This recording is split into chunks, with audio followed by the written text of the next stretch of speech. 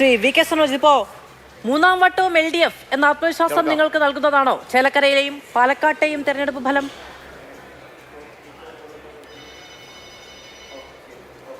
തീർച്ചയായിട്ടും ചേലക്കരയിലെ തെരഞ്ഞെടുപ്പാണ് യഥാർത്ഥ രാഷ്ട്രീയ പോരാട്ടമെന്നും പാലക്കാടും അതുപോലെ തന്നെ വയനാടും തങ്ങളുടെ സിറ്റിംഗ് സീറ്റാണെന്നും അതുകൊണ്ട് പാലക്കാടും വയനാടും തങ്ങൾ ഉറപ്പായും ജയിക്കും. ചേലക്കരയിൽ നടക്കുന്ന ഭരണവിരുദ്ധ വികാരം ഉൾപ്പെടെ ഞങ്ങൾ നടത്തിയിട്ടുള്ള ക്യാമ്പയിൻ്റെ ഭാഗമായി UDF വലിയ രൂപത്തിൽ വിജയിക്കുമെന്നും അത് 2026 ചൂണ്ടുപലകയാണെന്നുമെല്ലാം വളരെ കൃത്യമായി പ്രസംഗിക്കുകയും അതുമായി ബന്ധപ്പെട്ട ഒരു ആശയതലം സൃഷ്ടിക്കുകയും ചെയ്ത ഒരു തെരഞ്ഞെടുപ്പായിരുന്നു ഈ കഴിഞ്ഞ 3 മണ്ഡലങ്ങളിൽ നടന്ന തെരഞ്ഞെടുപ്പ്. പക്ഷേ ആ തെരഞ്ഞെടുപ്പിൽ കടുത്ത നിരാശയാണ് UDFൻ്റെ ക്യാമ്പിൽ ഉണ്ടായിട്ടുള്ളത്. പാലക്കാട് ജയിക്കാൻ വേണ്ടി കഴിഞ്ഞിട്ടുണ്ട്, പക്ഷേ പാലക്കാട് ഇടതുപക്ഷത്തിൻ്റെ വോട്ടിൽ കുറവുണ്ടാക്കാൻ വേണ്ടി കഴിഞ്ഞിട്ടില്ല. ചേലക്കരയിൽ ഇതാ ഭരണം വിലയിരുത്തുന്ന തെരഞ്ഞെടുപ്പായിരിക്കും. അതുകൊണ്ട് വലിയ ജീവിത ദുരിതം ജനങ്ങൾ അനുഭവിക്കുകയാണ്. ഈ ദുരിതം അവസാനിച്ച് കിട്ടാൻ ഈ തെരഞ്ഞെടുപ്പിൽ UDF വിജയിക്കേണ്ടതുണ്ട് എന്നൊക്കെയുള്ള വ്യാപകമായിട്ടുള്ള പ്രചണ്ഡമായിട്ടുള്ള പ്രചരണമായിരുന്നു. പക്ഷെ ആ പ്രചരണത്തെല്ലാം ജനങ്ങൾ തള്ളിക്കളഞ്ഞു. കാരണം ജനങ്ങൾക്ക് ഈ കാര്യങ്ങളെല്ലാം കൃത്യമായി മനസ്സിലായി. അതിൻ്റെ ഏറ്റവും പ്രധാനപ്പെട്ട സൂചനയായിട്ടാണ് ഈ തെരഞ്ഞെടുപ്പ് ഫലത്തെ ഞങ്ങൾ കാണുന്നത്.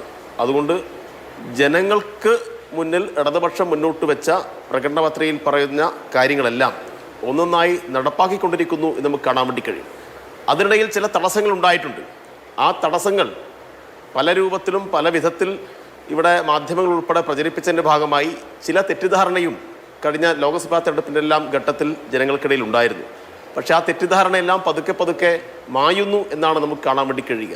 പ്രധാനമായിട്ടും പെൻഷനും അതുമായി ബന്ധപ്പെട്ട ചില കാര്യങ്ങൾക്കെല്ലാം ഉണ്ടായിട്ടുള്ള ചില മുടക്കം, അപ്പം അതിൻ്റെ കാരണം വളരെ കൃത്യമായിട്ടും ഇടതുപക്ഷം ജനങ്ങളോട് പറഞ്ഞിട്ടുണ്ട്. കാരണം കേന്ദ്ര ഗവൺമെൻറ് കേരളത്തോട് കാണിക്കുന്ന സാമ്പത്തികമായിട്ടുള്ള ഉപരോധമാണ്. അതിപ്പോൾ കൂടുതൽ മനസ്സിലായത് വയനാട് ദുരന്തത്തിൻ്റെ പശ്ചാത്തലത്തിൽ പ്രധാനമന്ത്രി നേരിട്ട് വന്ന് കാര്യങ്ങൾ ബോധ്യപ്പെട്ടിട്ടും പ്രധാനമന്ത്രിക്ക് ബോധ്യപ്പെട്ടു എന്ന് നമ്മളെല്ലാം കണ്ടതാണ്. പക്ഷെ എന്നിട്ടും കേരളത്തിന് വയനാടിന് ഒരു 5 പൈസയുടെ സഹായം കൊടുത്തിട്ടില്ല.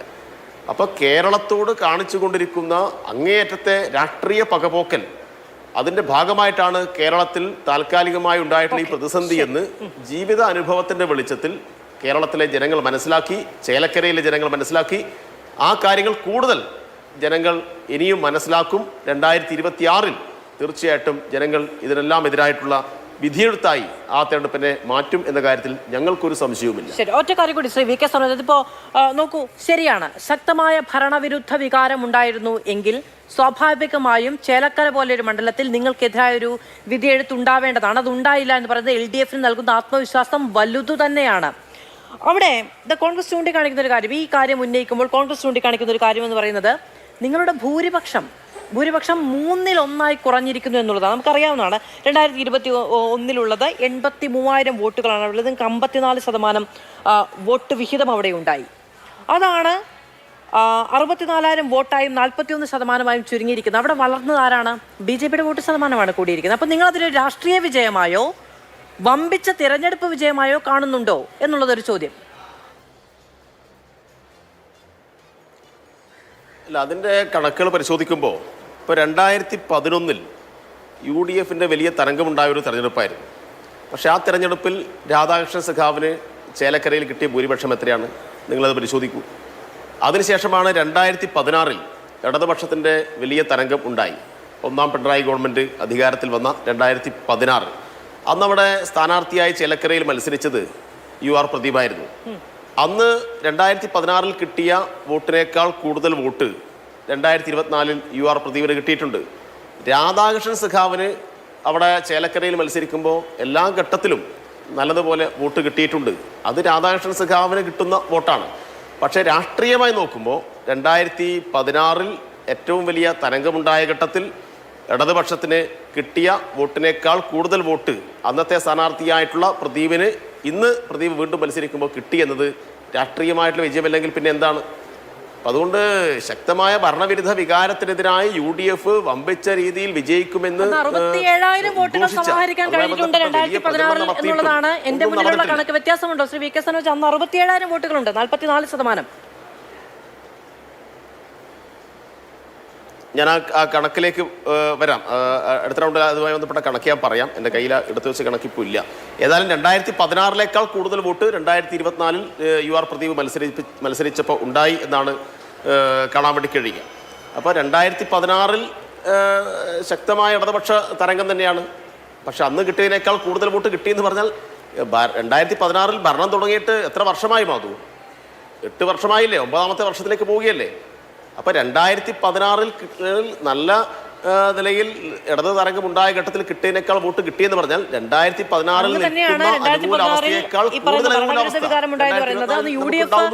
നിങ്ങൾ ഭരണം നേടിയ വർഷമാണ്.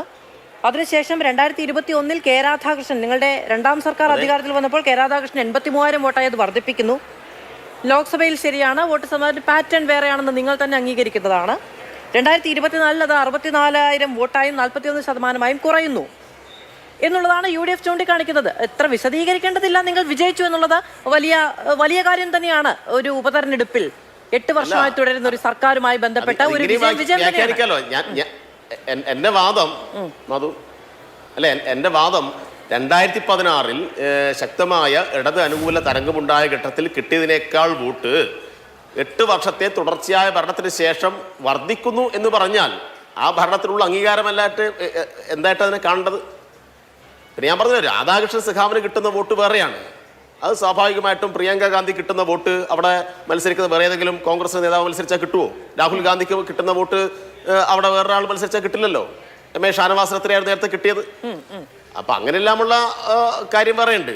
പക്ഷേ രാഷ്ട്രീയമായി നോക്കുമ്പോൾ 2016 ശക്തമായ ഇടത് തരംഗമുണ്ടായ ഘട്ടത്തിൽ കിട്ടിയതിനേക്കാൾ കൂടുതൽ വോട്ട് 8 വർഷത്തെ തുടർച്ചയായ ഭരണത്തിന് ശേഷം ഇത്രയേറെ മാധ്യമങ്ങളും വലതുപക്ഷവും BJP എല്ലാവരും കൂടി സംഘടിതമായി പാലക്കാട് ഏതാണ്ട് 5 ഇരട്ടി ഭൂരിപക്ഷമാണ് ഷാഫി പറമ്പിൽ മത്സരിച്ചതിനേക്കാൾ രാഹുൽ മാങ്കൂട്ടത്തിൽ മത്സരിക്കുമ്പോൾ UDFന് സ്വന്തമാകുന്നത്.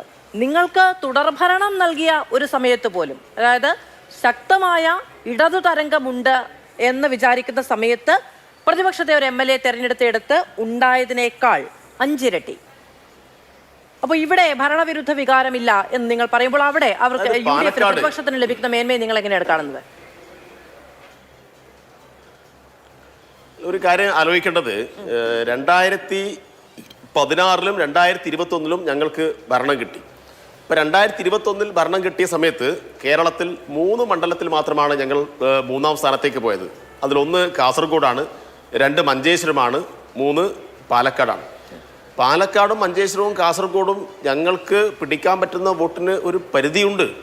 അത് രാഷ്ട്രീയമായിട്ട് തന്നെ അതിൻ്റെ ഘടനയിൽ വന്നിട്ടുള്ള മാറ്റമാണ്. അത് തിരുത്താൻ ആവശ്യമായ, അവിടെ ജനങ്ങൾക്കിടയിൽ സ്വാധീനമുണ്ടാക്കാൻ ആവശ്യമായ പ്രവർത്തനങ്ങൾ ഞങ്ങൾ നല്ല ആത്മവിശ്വാസത്തോടുകൂടി സംഘടിപ്പിച്ചു എന്നാണ് ഞങ്ങൾ കാണുന്നത്. അവിടെ